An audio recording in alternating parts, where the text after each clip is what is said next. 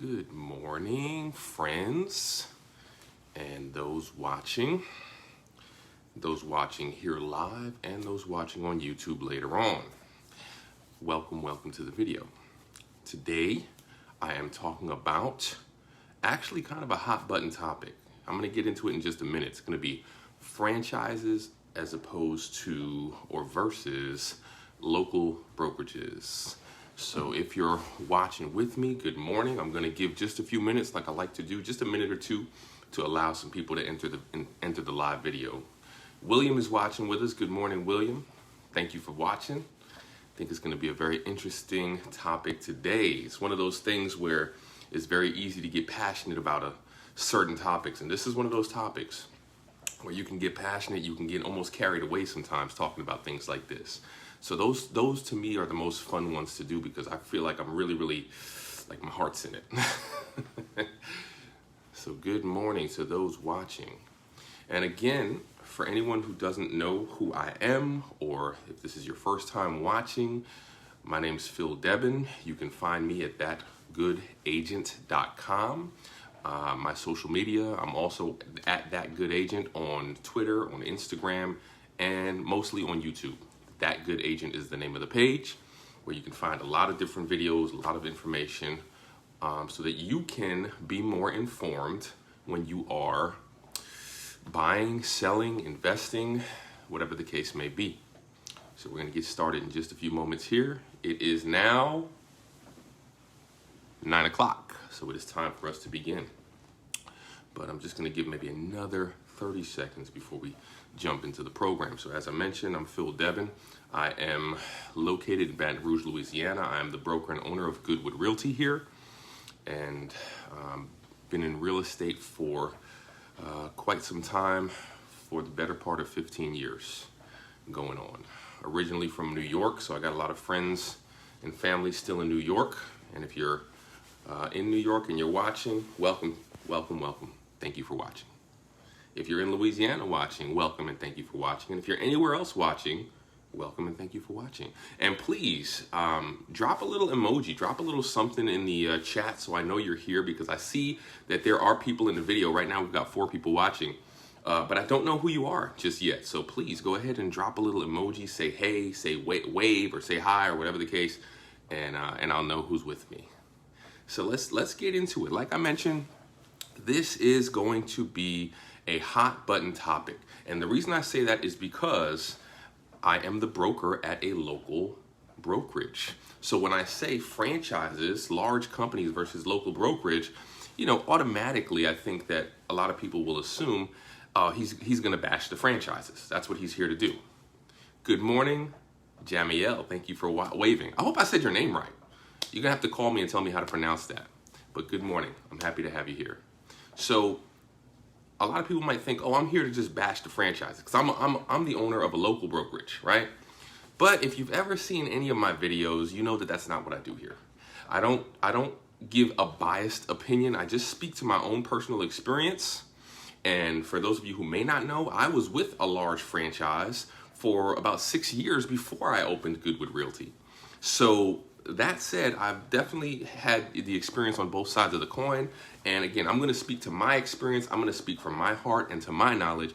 I'm not trying to sell you on anything. That's not the purpose of these videos. The purpose of these videos are not to sell. They are to inform. They are to inform so that you can be better prepared. And as I like to say, you can know the deal before you make the deal. So I don't want anyone to think I'm here to bash them. I'm not. But agents do tend to get very tribalistic with their companies. I've noticed that if you're in a certain company, you're like, hey, this is my company, these are my people, this is my tribe. In fact, I actually hear people say this is my tribe, which is kind of a weird saying, right? But that's how people are. They get very tribalistic about their company, so everyone's going to tell you that their company is the best and why their company is the best. But the truth is this in real estate. I like to uncover the stuff that you may not see, the behind the scenes stuff. The truth is that no matter where an agent works, even agents within the same brokerage, technically speaking, they're competing with each other.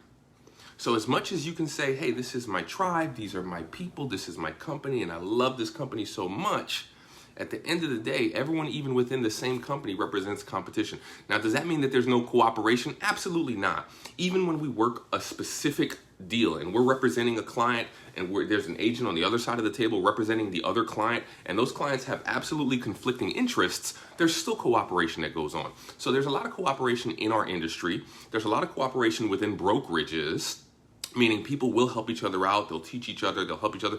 But at the end of the day, when a client closes a deal, one person gets paid.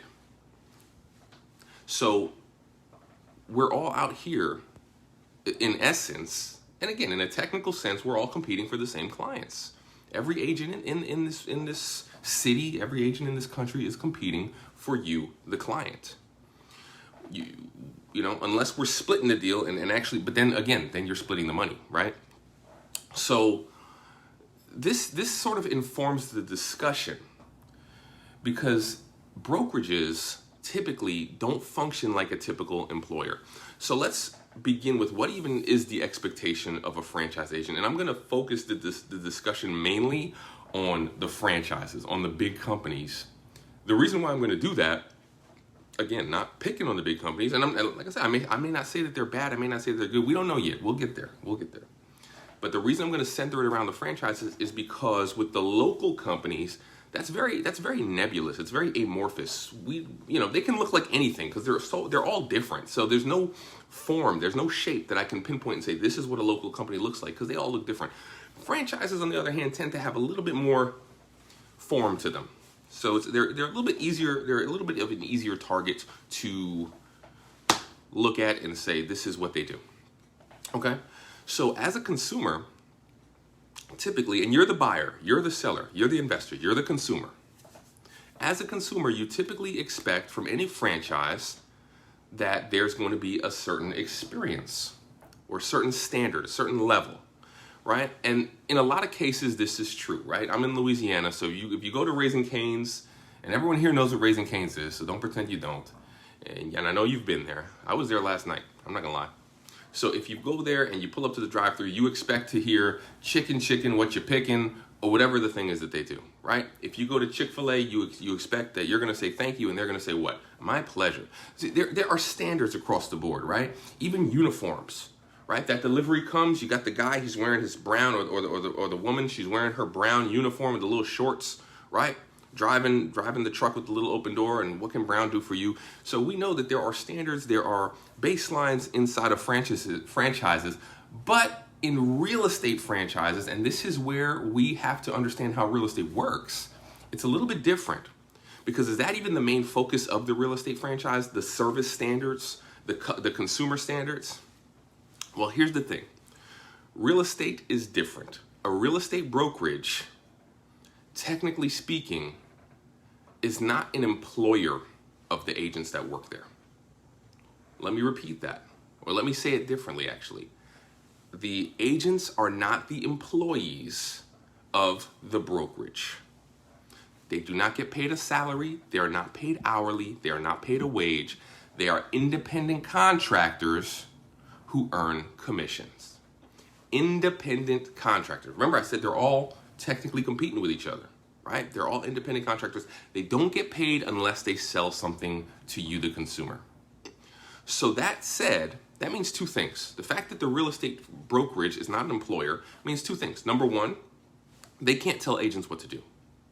You can tell an employee what to do. You can tell an employee, hey, I need you to be here at 9 o'clock and you don't leave until 5, and this is your break. And this is what you're gonna say when you answer the phone, and this is what you're gonna do when you come in the office, and so on and so forth. With an independent contractor, you cannot do that. Legally speaking, this is not me making this up. This is the law. There's only so many things that you can direct an independent contractor to do. They are independent by law. They're gonna have a certain amount of leeway. You can't make them come to a training meeting. This morning, the Goodwood Realty agents are not all here watching this video. I cannot force them to do that. Would I love for them to watch the video? Of course. And when they do, I say, hey, and I love to see them. But can I force them to? Absolutely not. Not legal. Independent contractors. Okay.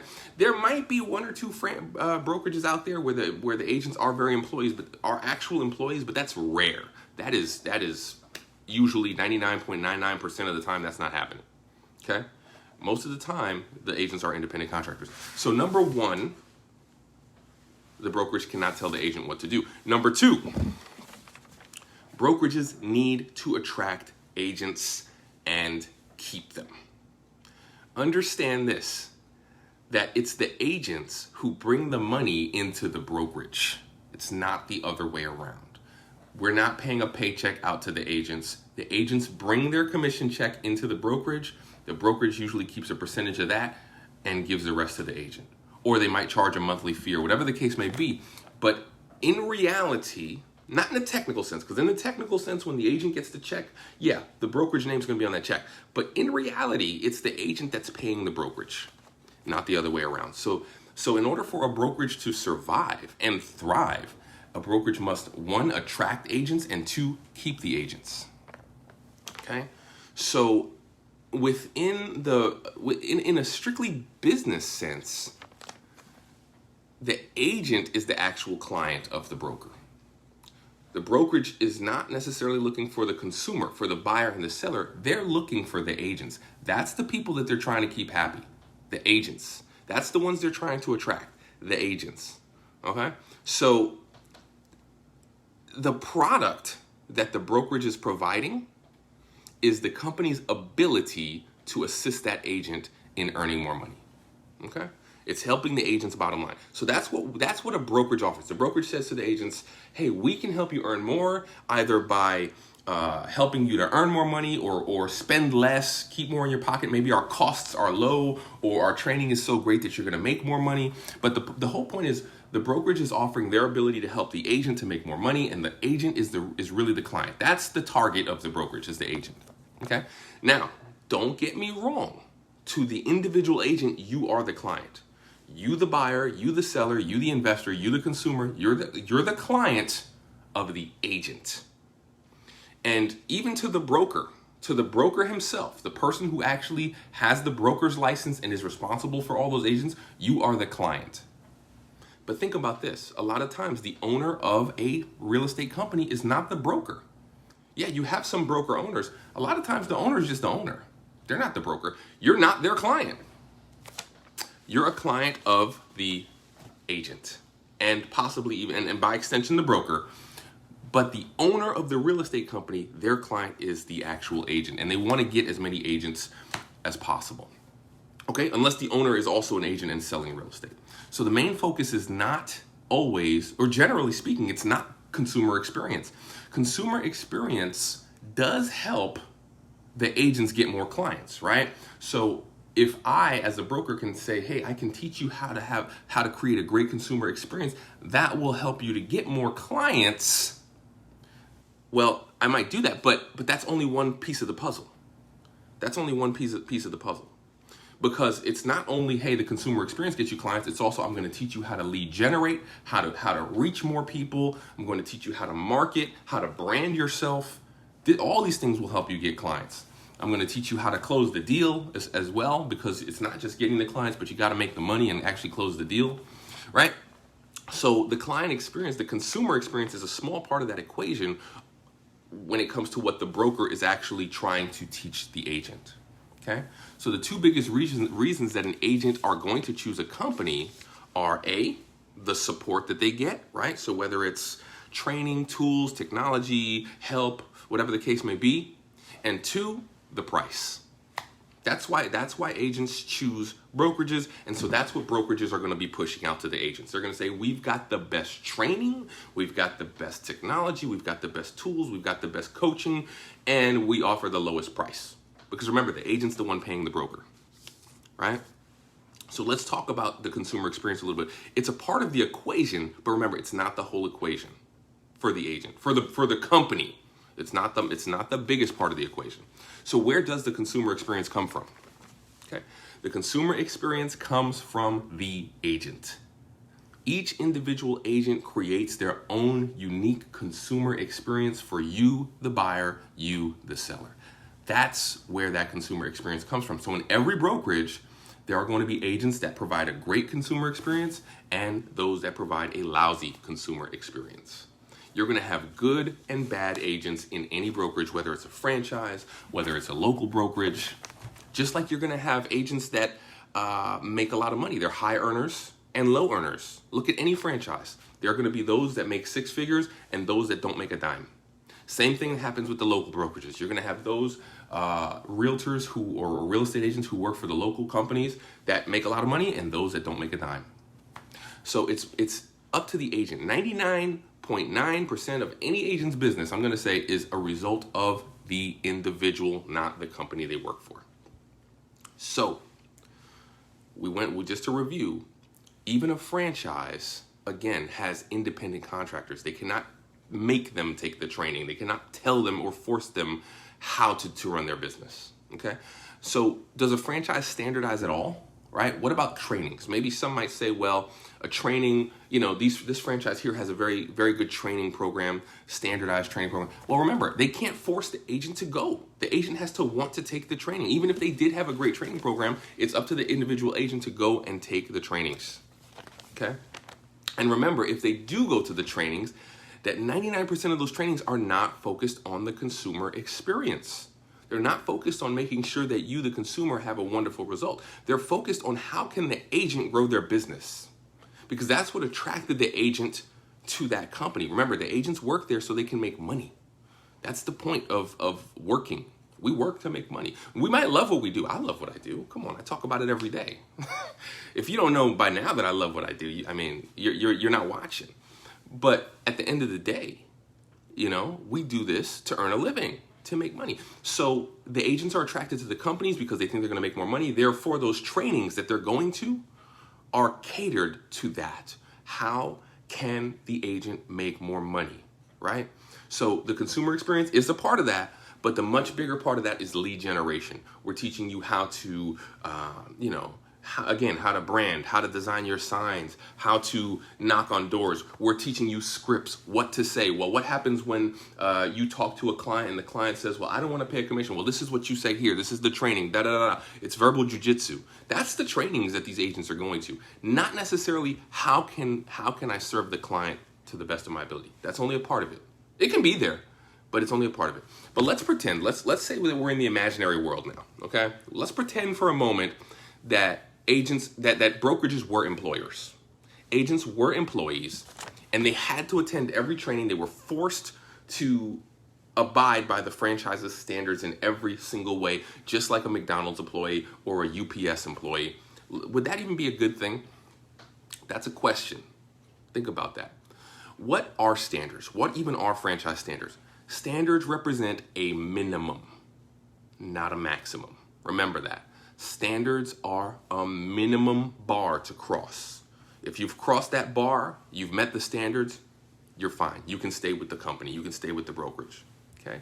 Someone, in order to be great, to be really wonderful, somebody has to go above and beyond the standards. Okay? So let's take a quick sidebar, because I like to talk to the consumer. This is mainly for the consumer, but I'm just going to talk to the agents for a moment. Okay? Because as an agent, you might be thinking, well, should I be going to a bigger brokerage, a smaller brokerage? What does it even make a difference, right? Well, here's the thing. No matter where you are, again, it's 99% up to you whether you are going to meet or exceed the standards. If you want to be great at what you do, and if you want to earn a lot, you must exceed the standards in any place you go to. If you're just meeting the standards, you will not do well.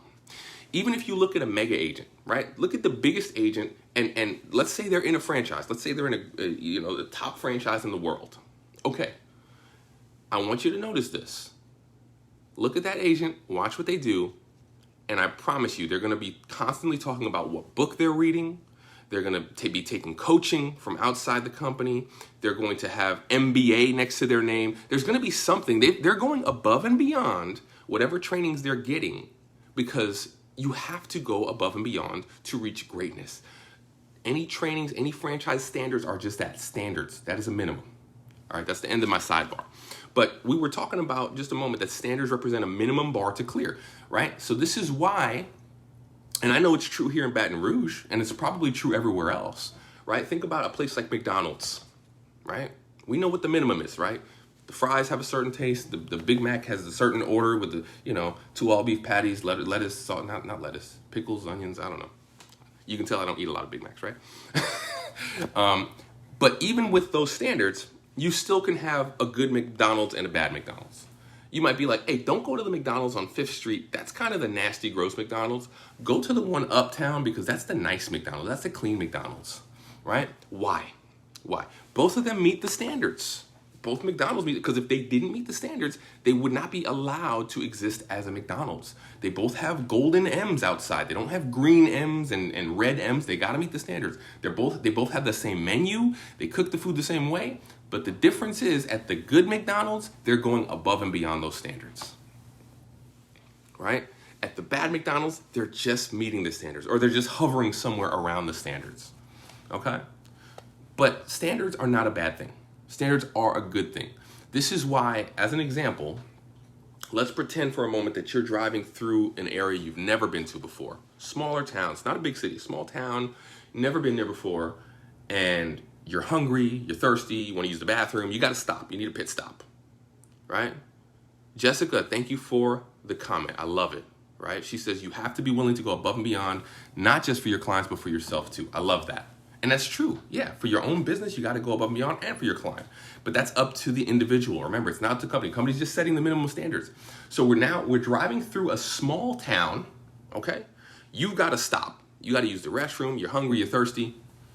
And you've got a couple of choices. You see a McDonald's, you see a Chick-fil-A, and you see a couple of gas stations, right? Now, I'm not talking about franchise gas stations. I'm just talking about Hank's Gas and Joe's Gas. Where are you stopping?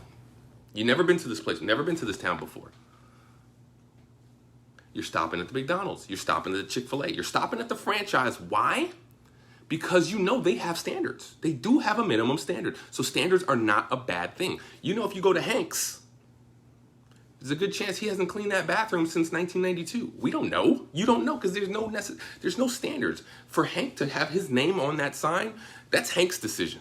There's no corporate decision that goes and allows Hank to have that sign. On the other hand, McDonald's, that they have some kind of minimal standard. They've got to clean their bathroom once a day or whatever the case may be, twice a day. Whatever their standards are, there's going to be some kind of minimum so you halfway know what to expect, right? So standards are the minimum, but remember, they're not the maximum. So let's take another example. Okay, now you're not in a small little town with a gas station. Now you're in NYC, New York City. Okay, the Big Apple. Okay, my hometown. Are you going to McDonald's? Now let's just pretend that you're being treated to a meal. You can go anywhere you want. Okay, so money's not a factor. Okay, I know you might want to go get the dollar menu, but let's pretend money's not a factor. You're in NYC. Some of the most famous restaurants in the world. Are you going to go to McDonald's? Are you going to go to Applebee's? That'd be kind of weird, wouldn't it? I mean, there is an Applebee's there. There is a McDonald's. At least when I was growing up, there was a McDonald's in NYC. I don't know if it's still there anymore. And I mean, we used to go there as teenagers because we didn't know any better. We didn't have any money. But if you had unlimited resources, would you want to go to a franchise? Or would you be looking for a high-end restaurant by a world-famous chef and have a once-in-a-lifetime experience? Chances are you're not looking for Applebee's, you're not looking for Olive Garden when you go to NYC if you have unlimited money. Why? Because that's it. They're just going to be right around those standards. You want something that's going to far exceed that, and it's going to be something that you can't get anywhere else.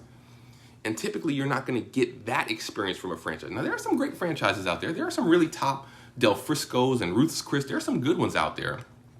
But again, chances are that most of those franchises, they're just meeting the bar. They're not necessarily going to hit that maximum amazing once-in-a-lifetime experience that you can't get anywhere else. So ultimately, here's the deal. The consumer experience, that is your experience as a buyer, a seller, an investor. Karen, welcome to the video. I'm glad you're watching with us. We're just about to finish up. So make sure you go back and watch the YouTube video after this, or watch it on my page later once I post it. But the deal is that the consumer experience is a product of the agent as an individual, not of the company that they are associated with. Agents, 99% of the time, are independent contractors. Companies cannot force them to take trainings. They cannot tell them how to run their business. It's up to the agent to want to be great. Okay? You should know, like, and trust your agent.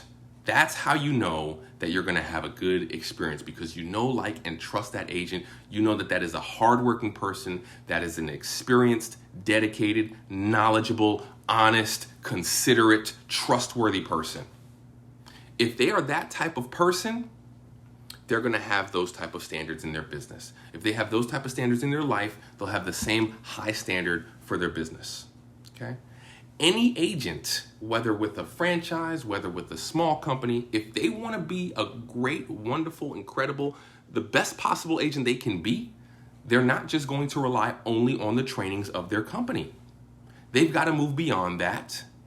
They've got to get trainings from multiple sources to become the best they can be. So whether you got a franchise agent, whether you have a local agent from a local company, make sure that you know, like, and trust the person, that they're a good person, they've got great qualities, and they're going to give you great service. Okay? If you're not sure how to identify that, if you don't know the person and you're looking for an agent and it's a stranger, well, go to the YouTube page, That Good Agent. Go watch my video on the 1 question to ask before hiring an agent. Okay? And remember, as always, know the deal before you make the deal. I'll see you next time.